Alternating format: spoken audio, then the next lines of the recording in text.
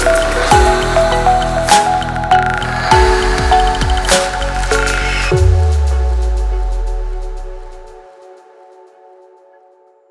there everyone and welcome to the Amazon Simple Queue service.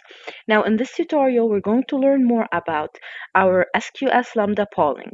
So first off, after accessing the Amazon SQS console, in order to check your already available SQS queues, go ahead and click on queues, and we'll get a list of the already created queues that we can use for our Lambda functions in order to start polling our messages and saving them there. So we have the first one. They are all standard queues and not FIFO. Let's now go ahead and head straight to the Lambda console in order to learn how we can create an SQS Lambda, which will be polling our messages and notifications. Now, after accessing the AWS Lambda console, we click on Functions from the navigation pane and get started with creating our function for an SQS queue. So let's click on Create Function. Now, as we create a function, we will need to get an SQS function.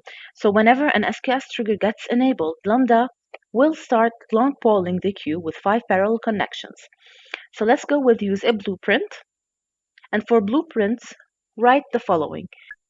So after clicking on use a blueprint, we type in SQS for searching for a specific blueprint, which is an SQS. So the blueprint name is given here as a suggestion for values SQS poller.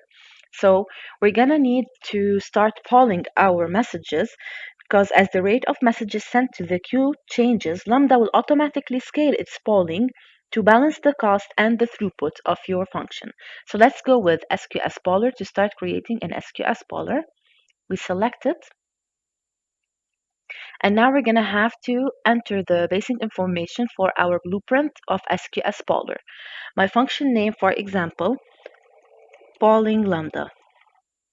Now for execution role, you can go with creating a new role with basic Lambda permissions or using an existing role or create a new role from an AWS policy templates. So if you'd like to create a new role, simply click on this one and enter a name for your role and a policy template, which is also given for the SQS, Amazon SQS poller permissions that are necessary for our right now the SQS poller that we are creating. Let's say we want to use an existing role. Simply select one of the available existing roles for Lambda and head straight to the SQS trigger. Now for SQS queue, choose or enter the ARN of an SQS queue.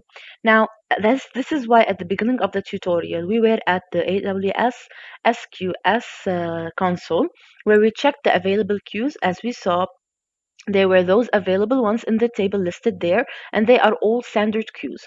So go ahead and select one of them that you want to use for polling your messages there. For example, this one, and select a specific batch type, batch size, which is for the maximum number of messages that are allowed to be retrieved in one single batch. So let's say I want to get 20 messages at the same time. You can't because the maximum is 10. Okay?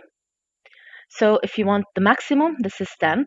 And if you'd like to go with a minimum, it is 1. Let's say we want 10. Okay, so now I will choose the batch size as 3. As for reading the SQS trigger, your execution role must have the proper permissions.